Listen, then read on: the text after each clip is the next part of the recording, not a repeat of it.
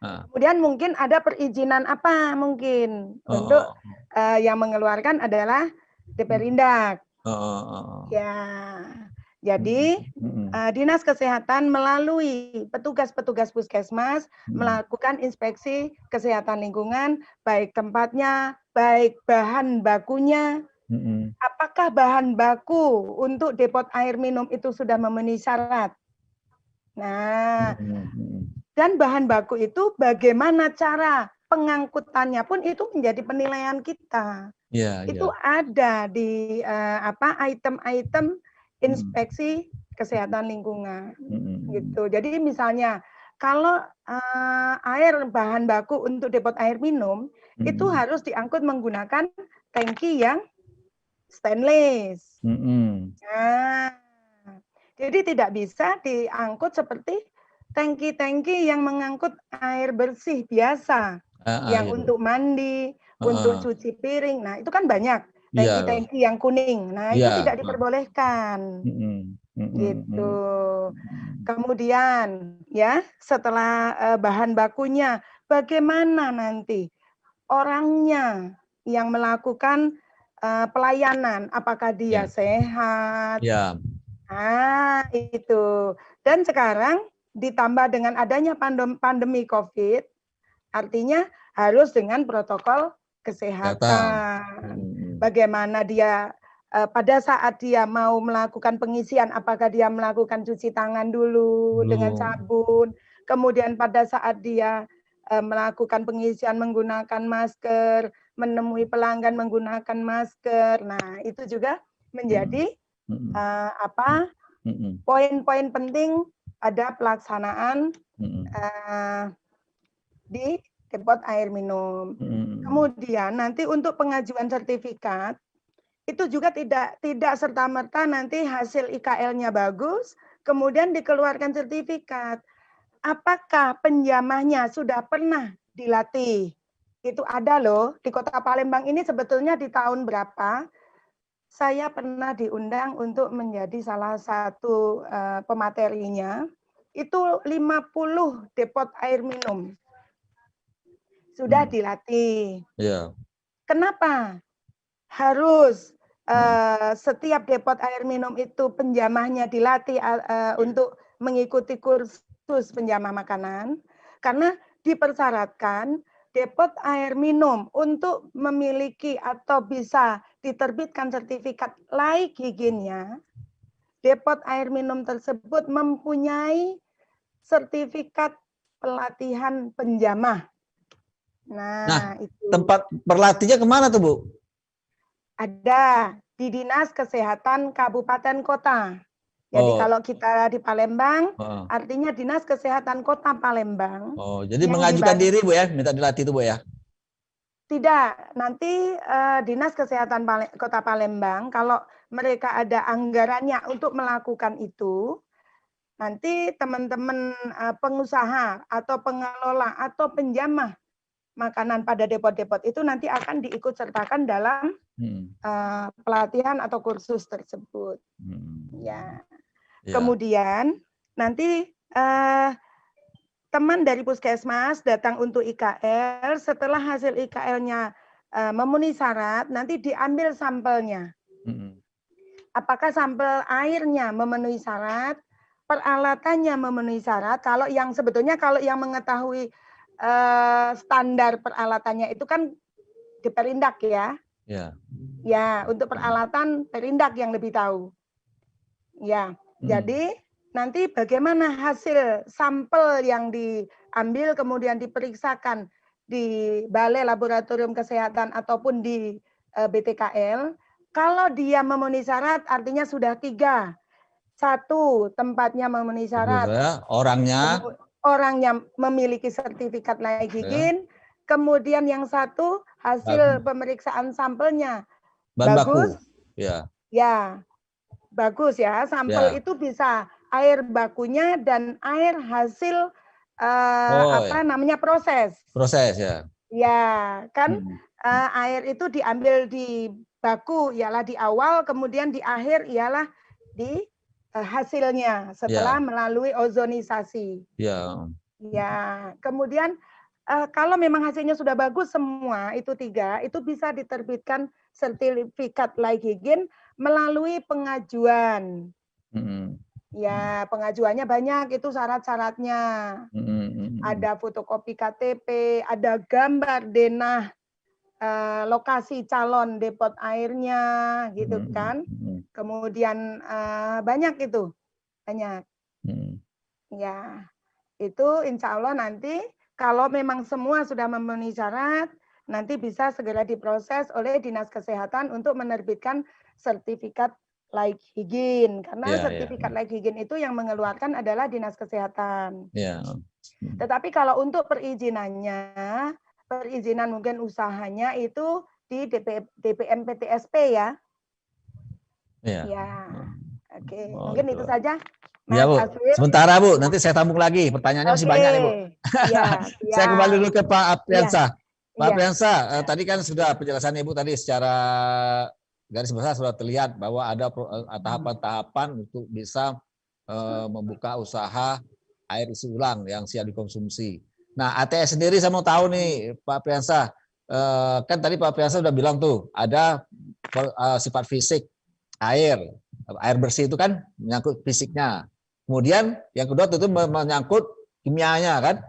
Nah, dalam di ATS itu apa yang dilakukan prosesingnya air itu sehingga air. Saya mau lupa nih nama ATS panjangnya apa nanti Pak Priyansa ya. ATS kan lupa saya nama. Saya biasa ATS saja tapi lupa nama ininya panjangnya. ATS Hadiah Tirta Sriwijaya. Ya, Tirta Sriwijaya. Yang ada di kami yang kita olah untuk melayani sebagian di Kecamatan Sukarami itu air sungai Musi yang kita ambil dari Inti Gandus dikirim ke Talang Kelapa menggunakan pipa transmisi air baku sepanjang 12 kilo. Nah di Talang Kelapa dilakukan proses pengolahan, yaitu proses pengolahan menggunakan water treatment plant. Di sini kita melakukan yang pertama menjernihkan air menggunakan koagulasi, terus menaikkan pH, dan yang terakhir sebelum air masuk ke reservoir bak penampung kita disinfektan. Untuk kami disinfektan menggunakan kaporit.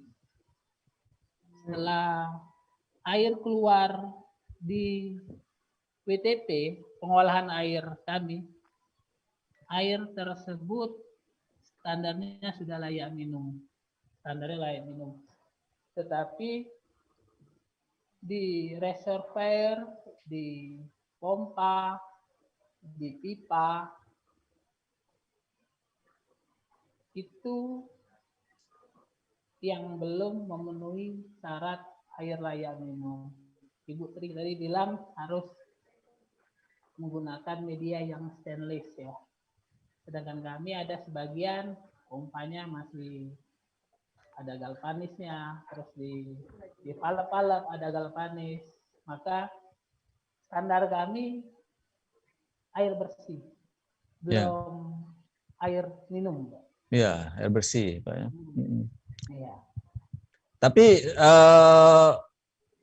dalam air bersih itu kan sudah aman, artinya tidak mengandung logam berat, ya gitu Pak ya, secara kimiawinya Pak, atau secara biologisnya juga. Itu sudah aman. Tinggal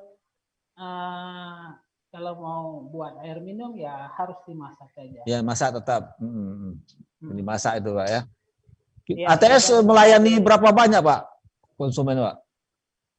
Konsumen kita sekarang 19.000 Pak. 19.000 19.000 ya, Pak ya. Cukup banyak ya di wilayah Sukarami sana, Pak ya. Ya, di seputaran, sebagian ada di Kecamatan Sukarami, sebagian di Kecamatan Alang-Alang Lebar. Alang Lebar, Pak. Cukup lama tes ini, Pak ya. Saya sepanjang saya tahu mungkin sudah 20 tahun kali ya, lebih.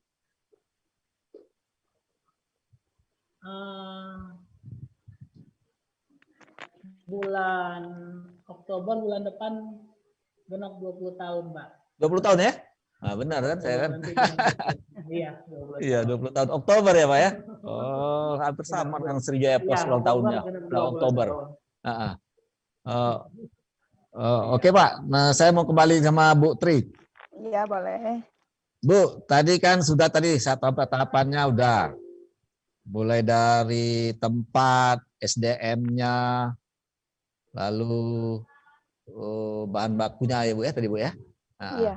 Nah, hasil tesnya juga. Nah, saya mau tanya Bu, ada kita sekarang data berapa banyak sih sudah depot isi ulang? Mungkin saya Kota Palembang aja lah ya, kita ambil kecil aja, jangan Sumsel lah. Kota Palembang aja udah berapa depot? Dari sekian depot itu yang sudah bersertifikasi dari dinas Kesehatan ada berapa gitu.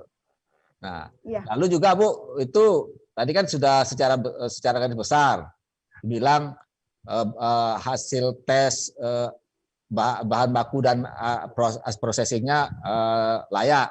Nah, itu apa yang diukur Bu? Apa yang dilihat dari bahan baku dan hasil processing itu Ibu?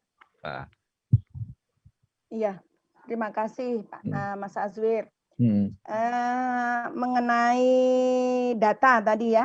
Ya. Data untuk depot air minum isi ulang di Kota Palembang itu kurang lebih sekitar karena saya tidak tahu persis jumlah seluruhnya karena kan yang tahu persis untuk data untuk Kota Palembang adalah Dinas Kesehatan Kota Palembang ya. Oh iya. Iya. Kalau kita global Sumatera Selatan. Ya. Jadi kurang lebih kalau di Palembang itu ada 500-an. Banyak juga. Depot. Iya. Dari 500-an depot ini belum sampai itu 50%-nya. Iya. Ya. Dan yang lebih memprihatinkan lagi bahwa depot-depot itu mereka itu pada saat kita teman-teman dari Puskesmas itu melaksanakan pengawasan dan pembinaan, mereka mungkin dalam proses masih melalui selayaknya, ya, misalnya pengisian ditaruh di atas di dekat dengan sinar UV, sebelahnya kan pengisian, keran pengisian. Tapi sering kita lihat, mungkin Pak Azwir, mungkin Pak Arpian juga mungkin sering lihat di mana-mana, itu mereka menggunakan selang. Nah, itu bukan hanya di Kota Palembang. Iya. Itu bisa dibilang di mana-mana, khususnya di Sumatera Selatan, itu seperti itu yang kita temukan. Itu sudah berapa kali teman-teman Puskesmas melakukan inspeksi ke lapangan seperti itu kejadiannya. Kalau ditegur, loh Bu, ini kan sudah memenuhi syarat. Memenuhi syarat kalau dari sisi sampel pada saat dia diambil di tempatnya. Tapi kalau dia sudah dimasukkan ke dalam selang, kemudian diisikan ke galon-galon di bawah, apa yang akan terjadi? Nah, itu. Sedangkan itu bukan hanya menjadi tugas kami sendiri dari Dinas Kesehatan, ya, tetapi seharusnya itu memang lintas sektor. Ya, lintas sektor harus bisa ikut membina dan mengawasi. Dan ini terjadi misalnya ada suatu depot melayani, misalnya dia siap antar kemana-mana alamat. Nah, iya, betul. Iya. Jadi misalnya ada yang dia mengangkutnya pakai mobil. Iya, Bu. Sehingga radius apanya itu jauh. Saya berpikir tuh ini dari mana sumbernya nih? Iya. Kan terlalu jauh, bukan di lingkungan dia aja. Kalau dia merupakan kemasan seperti Aqua, Alfa, ya, itu oke. Dia sudah melalui segala persyaratan. Tetapi kalau yang namanya air isi ulang itu tidak bisa dibawa seperti itu. Harusnya pengisiannya tetap melalui keran pengisian, bukan melalui keran selang-selang. Sering kami lihat itu diisinya di mobil. Itu menggunakan selang dari depotnya. Ya. Kemudian yang kedua, dia sering mengisinya di bawah, kemudian nanti diambilnya nanti sore. Diambilnya nanti sore misalnya sama pelanggan atau diantarnya nanti sore sama si pemilik depot. Itu pun tidak boleh. Karena apa? Dengan adanya penyinaran matahari terhadap galon-galon isi ulang, karena galon isi ulang itu kan dia dari sisi kualitasnya dia kan tidak memenuhi syarat untuk melindungi air minum yang ada di dalamnya. Iya, betul. Iya, itu. Ya. Kemudian seperti tadi Mas Azwir tanyakan mengenai sejauh mana, apa saja yang menjadi pemeriksaan. Seperti disampaikan oleh Pak Arpian bahwa pemeriksaan sampel baik baku maupun sampel air minum yang siap diminum setelah melalui sinar UV itu harus memenuhi syarat fisik. Fisik itu tidak keruh, tidak berbau, tidak berasa. Kemudian harus bebas dari zat-zat kimia. Itu ada ketentuannya semua di Permenkes 43 tahun 2014. Kemudian yang ketiga harus bebas bakteriologis. Nah, itu pun melalui laboratorium yang bisa menentukan. Nah, makanya sampel-sampel air itu kalau oleh teman-teman puskesmas diambil kemudian dikirimkan ke Balai Laboratorium Kesehatan Daerah atau BBLK yang di depan Kodam atau Balai Teknik Kesehatan Lingkungan yang berada di kilometer 11. Jadi kalau hanya syarat fisik itu bisa kita lihat dengan kasat mata. Tapi kalau sudah kimia, dan biologis atau bakteriologis itu harus melalui laboratorium. Jadi kalau bakteriologis itu tidak boleh ada zat-zat atau kuman-kuman atau bakteri. Itu ya seperti E. coli. E. coli mungkin kalau orang awam bilang penyebab mencret atau diare. Nah, itu harus 0 itu. Harus 0. Tetapi yang bisa mengatakan itu 0 adalah hasil laboratorium. Mungkin kita bisa ngeliat, oh ini bening sekali, ini tidak ada bakterinya. Tidak bisa. Tanpa ada hasil laboratorium. Itu, Mas Azwir. Kalau kimianya, Bu, apa tuh nggak boleh, Bu? Kimianya ada misalnya, ya saya buka dulu. Banyak soalnya. Ada kadmium, kadar besi juga tidak boleh. Itu banyak. Itu bisa dibuka di Permenkes nomor 43 tahun 2014. Itu ada zat-zat kimia apa saja yang tidak boleh. Itu ada di lampirannya di Permenkes 43 tahun 2014. Ya, nanti dulu. Tidak boleh ada zat besi, tidak boleh ada zat radioaktif, itu.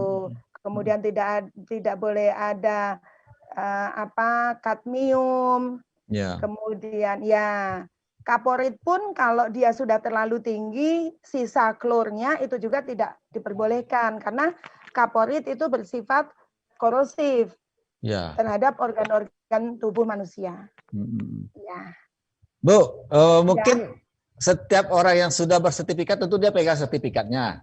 Nah, mungkin ada nggak, Bu, di penanda pada depot-depot itu biar masyarakat yang tahu oh ini sudah sertifikat, ini enggak. Ya, jadi sebetulnya setiap teman-teman pengusaha atau pengelola depot air minum, mereka sudah disarankan apabila sudah memiliki sertifikat layak higien depot air minum, mereka harus menempelkan di dindingnya. Seperti mungkin Mas Azwir melihat, misalnya Mas Azwir makan di Sederhana, makan di rumah makan pagi sore, nah, makan mungkin di rumah makan apa kita di sini, itu mereka sudah menempelkan sertifikat layak higien untuk restoran dan rumah makan. Jadi mereka juga pengusaha atau pengelola jasa depot air minum, mereka harus sudah menempelkan sertifikat layak higiennya itu di tempat yang strategis sehingga masyarakat bisa tahu, oh depot ini sudah memiliki sertifikat layak higien. Karena sertifikat layak higien menyatakan bahwa semua sudah memenuhi syarat secara kesehatan. Ya. Tapi secara umum sebenarnya intinya Bu ya, kesadaran masyarakat sendiri ya Bu ya. Betul. Agar mereka mengkonsumsi air yang sehat, air yang bukan hanya bersih tapi sehat. Betul. Nah, ini Bu terkait dengan keadaan ekonomi sekarang ini kan. Iya. Tentunya kalau air kemasan yang bermerek yang sudah kita kenal itu kan mahal Bu. Wah, ini kecenderungan membeli air isi ulangnya tentunya akan meningkat. Tinggi. Nah, itu yang menimbulkan kekhawatiran kita Bu. Iya. Nah, lalu Bu ya, secara periodik ada nggak Bu itu nanti orang yang sudah bersertifikat secara periodik kita nilai lagi? Sebetulnya, sebetulnya Dinas Kesehatan melalui petugas puskesmas itu melakukan pembinaan rutin itu 3 bulan sekali ke setiap sarana depot air minum. Iya. Ya, cuman kalau seperti saya juga di rumah menggunakan air minum isi ulang, tetapi memang tidak untuk minum. Nah, kalau saya cenderung air itu harus kita rebus lagi. Nah, itu. Jadi sebetulnya tidak susah. Merebusnya toh kan sesuai dengan kebutuhan kita. Kalau kita mau minum, kalau kita mau minum teh harusnya ya sesuai dengan kebutuhan kita, hanya cukup misalnya 1 atau 2 gelas saja. Atau kalau memang kita mau untuk air putih dingin, ya sudah kita rebus 1 teko kemudian kita dinginkan misalnya. Iya. Ya, sebenarnya intinya itu juga Bu. Kalau mau aman ya dimasak itulah Bu ya. Iya. Mau air apapun. Iya, dimasak dan dalam kondisi mendidih. Jangan hanya dimasak, tetapi tidak mendidih. Oh, mendidih. Iya. Bu, saya kembali nih isi ulang. Tapi saya mau ambil pembanding lah. Air yang bermerek. Air bermerek seperti Aqua, Alpha, atau merek yang lain ya. Itu mereka tuh dikontrol juga nggak Bu? Karena kan banyak itu. Ya, jadi begini. Kalau kita di dinas, memang sama, kita di Dinas Kesehatan itu ada bagian-bagiannya. Kalau bagian kami kan kebetulan di Seksi Kesehatan Lingkungan namanya. Seksi Kesehatan Lingkungan mengawasi higien dan sanitasi tempat pengelolaan pangan siap saji. Di antaranya adalah depot air minum. Tetapi kalau dia sudah pangan olahan berkemasan, nah berkemasan saya garis bawahi kemasan. Jadi kalau dia sudah kemasan itu kembalinya ke seksi farmasi makanan dan minuman, dan mereka berkolaborasi dengan teman-teman di Balai POM. Iya. Jadi itu bukan kewenangan kami untuk mengawasinya. Oh, jadi kayak BPOM ya? Iya. Jadi teman-teman yang ada di seksi makanan minuman yang berada di bidang jaminan sarana kesehatan dan berkolaborasi dengan teman-teman yang ada di Balai POM. Bukan apa-apa, Bu. Ini sebenarnya memberikan Ibu, tapi mungkin didengar juga nih saya katakan apa yang saya lihat. Iya, Karena saya lihat tuh cara distribusi, Bu ya. Saya pernah ke gudang mereka itu digelindingi begitu aja, Bu, kalau tuh, Bu. Iya, memang hujan, sebetulnya sangat tanah, prihatin kita. becek. Wah, saya bilang nih bahan makanan kemasan ini kok begini, kan bahan kemasan tadi bilang tadi kan, tapi ya itu mungkin bukan bidang Ibu, tapi mudah-mudahan ada yang dengar lah. Iya, tapi sebetulnya kalau syarat dari pengangkutan pun itu juga tidak diperkenankan ya seperti itu. Ya, jadi kalau cara pengemasan, kemudian pengangkutan itu kan harusnya juga mengikuti kaidah-kaidah bahwa itu adalah makanan atau pangan. Iya. Ya, mestinya kalau berpikir saya, Bu ya, mereka kan gudang besar tuh. Iya. Harusnya pakai konveyor mereka tuh. Jadi penerima, ini enggak digelinding lantai gini, baru apa itu naikkan gitu.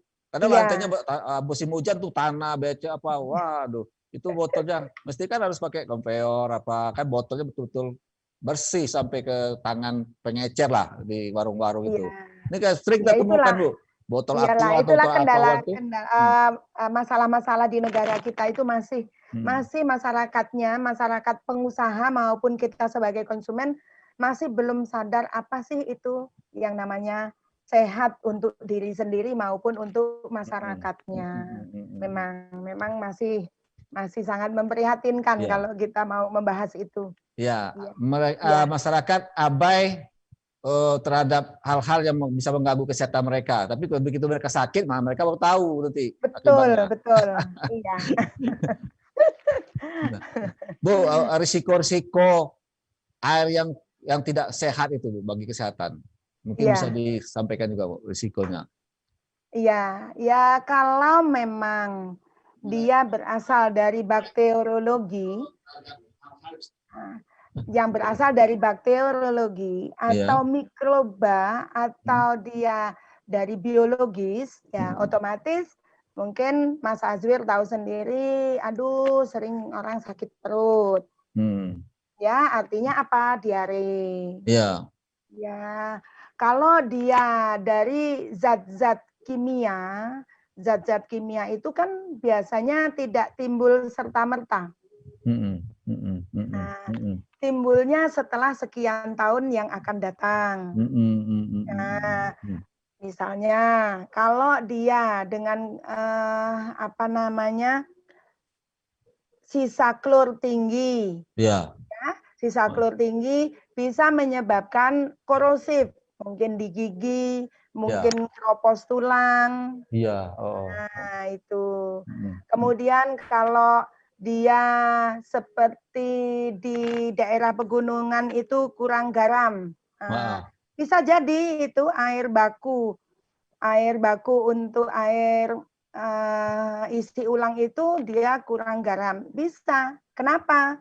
Dia bisa menjadi penderita gondok. Ya. Nah, itu diantaranya. Itu biasanya kan tidak serta-merta memang timbulnya setelah sekian tahun yang akan datang. Iya. Iya. Nah, Bu, saya mau tanya sama Ibu nih. Ibu kan orang kesehatan. Saya kebetulan pernah lihat di air kemasan, Bu ya. Ini air demineralisasi. Dan satu lagi air mineral. Yang air demineralisasi ini, Bu, prosesnya melalui mesin RO seperti yang dibilang Pak Pintal tadi. Mesin RO, reverse osmosis, Bu ya. Jadi dia demineralisasi. Yang satu lagi air mineral. Saya secara orang awam, saya lihat air mineral ini kan seperti aqua, kita sebut merek pula. Dia air gunung. Sementara ini air tanah kan, ya dengan reverse mesin RO bakal lahir lah. Nah, ini antara dua ini, Bu, dimineralisasi dengan air mineral ini apa bedanya, Bu? Nah, itu Mas Azwir. Saya yang itu malah ya itulah apa mungkin karena kita bukan bagiannya. Jadi saya malah baru dengar ini, Mas. Demineralisasi dengan mineralisasi. Iya. Saya takutnya nanti salah saya menjelaskan. Iya. Saya baca tuh, Bu, di kemasan, Bu, satu merek dimineralisasi. Yang ini air mineral. Nah, kan dua nih. Tapi kalau air mineral kan mungkin Mas Aswir tahu sendiri kan, air mineral itu air-air yang diproduksi oleh perusahaan-perusahaan yang memang mungkin peralatannya itu sudah lisensi luar negeri, ya. Ya. Nah, peralatannya itu memang sudah tersertifikat internasional seperti Aqua mungkin atau Le Mineral mungkin, ya. Ya, kalau yang demineral malah saya kurang paham itu. Saya lihat tuh di mineral, tapi dia processing RO dia bilang. Nah, tapi mungkin pemahaman saya gini jadinya, Bu. Di mineral artinya air ini kosong, nggak punya apa-apa di dalam air nih. Mungkin begitu, mungkin begitu. Ada unsur mineralnya, berarti air kosong nih. Air hampa aja gitu. Karena saya memang baru dengar ini malahan. Nanti Ibu cari satu merek, nanti Ibu lihat baca tuh. Tapi yang RO, Bu, dia tulis di mineral. Kalau Mas Aswir lihat apa itu yang ada tulisannya demineral itu? Alpha, Bu, merek Alpha. Ada tulisan di mineral. Saya baca, ini di mineral. Kalau bentar Bu ya, saya lihat di ini kalau. Iya, siap. Demineralisasi, coba.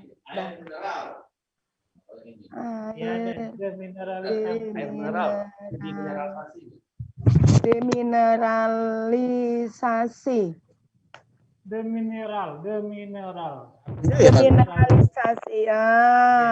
Iya. Atau mungkin Pak Arpian mungkin tahu? Mungkin Pak Arpian mungkin, Pak. Mohon bantuan, Pak. Ya, coba Pak Arpian. Kalau yang demineral ya, saya nggak tahu maksudnya apa. Tapi kalau ini kan yang Bapak bilang tadi salah satu produk yang Alpha ya, menggunakan membran RO. Memang di sistem membran RO itu TDS turun 90%. Arti kata kalau air bakunya TDS-nya 900 berarti 90 atau di bawahnya. Tetapi kalau air kosong, arti kata TDS-nya 0, Piero nggak pernah 0. Biasanya ringnya yang paling bagus yang sudah sebelumnya ada pretreatment itu TDS-nya di ring 0 sampai 20. Rata-rata di segitu ring TDS-nya. Mungkin saya nggak tahu. Kalau demineral kan nggak ada mineral 0. Oh, nggak sampai 0 ya, Pak ya? Ya, tapi kalau membran RO dia nggak pernah sampai 0, Pak.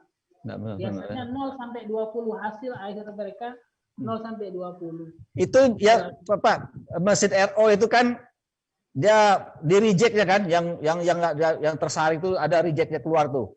Nah, itu tuh biasanya yang keluar tuh unsur-unsur apa aja tuh, Pak? Ya, jadi di membran RO ada selaput yang pori-porinya 0,1 mikro. Jadi sangat halus. Halus ya. Halus ya, sangat halus. Nah, air hasil olahan dari membran RO-nya ada 2. Yang pertama air produk berarti kata air yang sudah masuk di dalam proses membran RO, dan ada yang benar-benar tidak bisa masuk. Arti kata nanti ada misalnya Fe atau kalsium atau zat seng, itu dia nggak bisa masuk. Jadi zat padat terlarut yang larut dalam air itu nggak bisa masuk dalam pori-pori membran RO. Dia akan tereject, kebuang.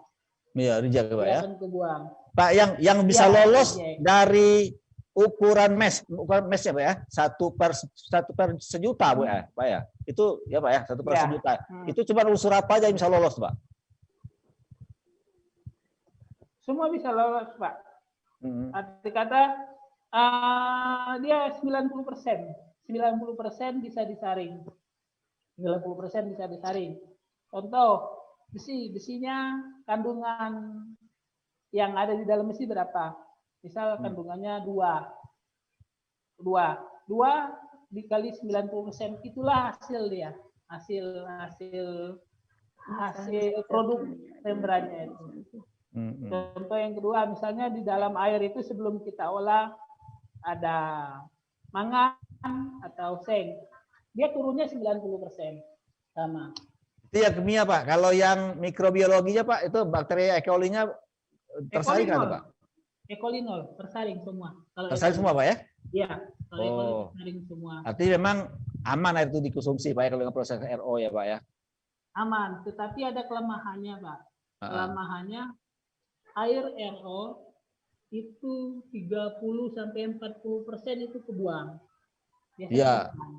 Nah, ini masyarakat yang membuka usaha air minum isi ulang, rata-rata agak berat kalau pakai. Oh, dia merasa rugi.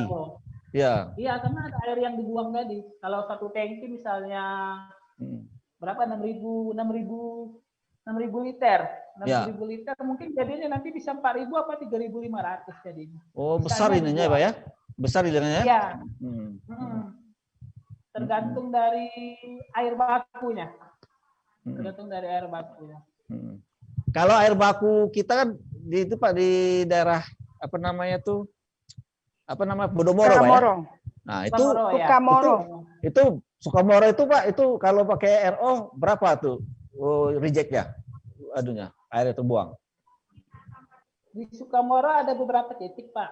Ada beberapa titik memang airnya yang bagus. Ada juga yang airnya kurang bagus, arti kata TDS-nya tinggi, pH-nya rendah. 2 tahun lalu saya ada perbaikan di salah satu, diminta teman untuk perbaikan mesin di salah satu air kemasan lah. TDS-nya sangat tinggi, sekitar berapa ya? Hampir 400. TDS-nya hampir 400, pH-nya rendah. Nah, kelemahan RO, dia nggak bisa naikin pH. Oh, dia nggak bisa naikin pH. Nggak bisa ya? Ya, nggak bisa naikin pH. Jadi RO cuman untuk menyaring aja Pak, menyaring apa benda, menyaring benda aja Pak ya, istilahnya Pak ya. Tapi kimianya nggak bisa. Iya, zat ada terlalu dalam air, dia bisa disaring dengan membran RO 90% yang bisa dibuang. Tapi pembentuk pH air itu kan zat juga Pak, pH itu Pak, ya. Besi atau apa itu Pak. Jadi kalau misalnya unsur besinya tersaring, tentu pH-nya naik Pak. Enggak Pak, nggak naik. Enggak ya? pH nggak naik. pH nggak naik, pakai itu. Jadi memang pH rata-rata harus kita naikkan. Ya, ada penambahan zat kimia juga. Oh, ada perlakuan juga Pak ya? Iya.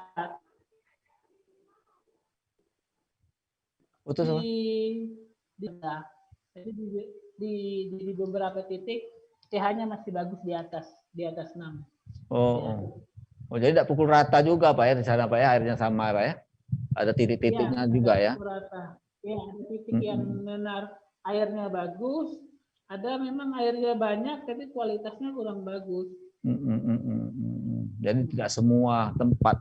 Iyalah namanya juga Pak ya, di bumi di bawah tidak tahu kita di mana airnya. Oke, sudah. Terus yang kedua yang perlu. Ya. Yang perlu saya tambahin sedikit. Ya Pak, terus Pak. Yang rata-rata di depot air minum isi ulang banyak menggunakan filtrasi. Tapi kata salah satunya medianya adalah karbon aktif. Karbon aktif itu adalah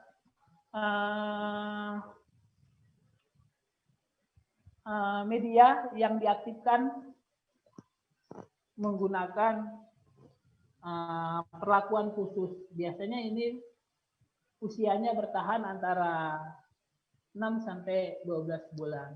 Ketika 12 bulan harus diaktifkan lagi atau diganti. Diganti ya. Ya, diganti. Nah, ini yang banyak saya lihat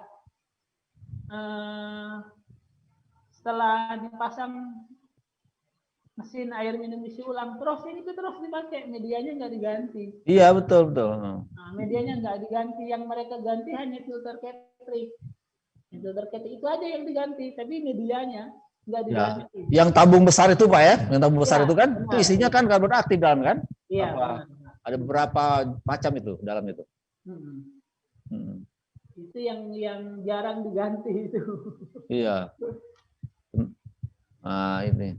Oke, tanpa terasa Pak, udah 1 jam perbincangan kita nih. Saya sudah mungkin masyarakat sudah mulai paham kan bagaimana cara kerja mesin RO dengan filter, lalu juga masalah kesehatan. Ibu bilang tadi masalah bahan bakunya, masalah orang yang mengerjakannya, peralatannya, dan hasil processingnya. Mungkin sebagai penutup Bu dari Ibu Tri, nanti berikutnya lagi dari Bapak Apriansah, kata penutupnya Bu, pesan-pesan mungkin untuk masyarakat Bu. Oke, terima kasih kepada masyarakat Sumatera Selatan khususnya Palembang. Mohon untuk lebih bijak untuk memilih depot air minum sebagai konsumsi untuk air minum sehari-hari.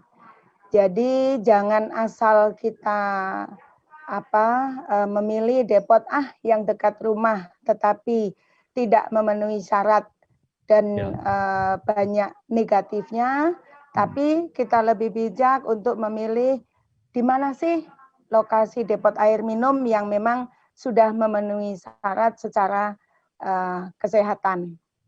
Dan kemudian selain itu, jangan lupa di masa pandemi ini, pilihlah tempat yang memang sudah menerapkan protokol kesehatan. Karena mau tidak mau, suka tidak suka, kalau protokol kesehatan itu tidak diikuti, akan menjadi salah satu agen penular. Ya, oke, mungkin itu saja. Terima kasih. Ya, Bu. Bapak Apriansah, mungkin ada kata penutupnya, Pak? Ya. Ada 2. Yang pertama untuk depot air minum isi ulang. Yang kedua, kalau jadi dari Ibu Tri untuk ke pelanggan, tapi saya nanti ada 2. Yang pertama untuk depot air minum isi ulang. Pada saat pengoperasian itu kan sudah dibuat tempat pengisian biasanya, tempat pengisian. Jadi pengisiannya jangan menggunakan selang. Ya. Karena selang akan mudah terpapar atau masuknya bakteri E. coli. Itu yang pertama. Ya. Yang kedua, mesin air minum isi ulang itu ada perawatan. Arti kata harus maksimum 6 bulan sekali dia harus dicek kadar karbonnya aktif atau tidak. Ketriknya sudah jenuh atau kan yang nggak kalah penting kurasa untuk yang dinas yang terkait,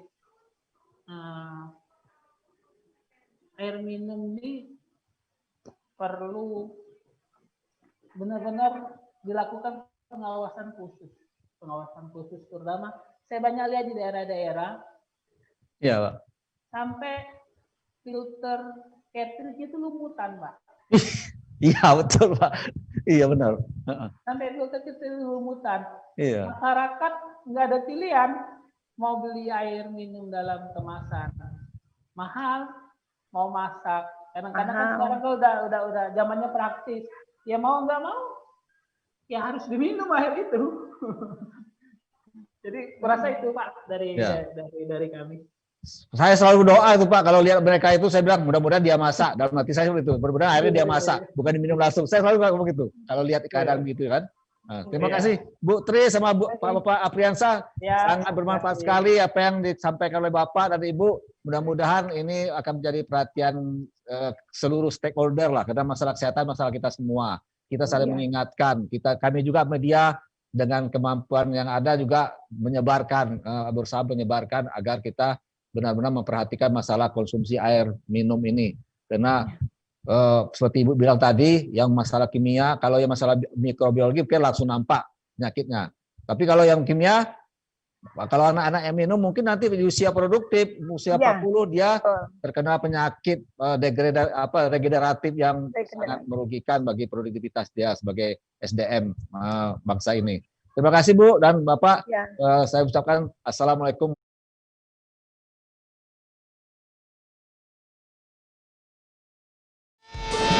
Nah, itu tadi proses live Sumsel Virtual Fest yang menghadirkan narasumber yang seru. Kita akan jumpa lagi besok. Ikuti terus acara ini, Sumsel Virtual Fest 2020 di YouTube-nya Sri Pupu TV dan Tribun Sumsel. Bye!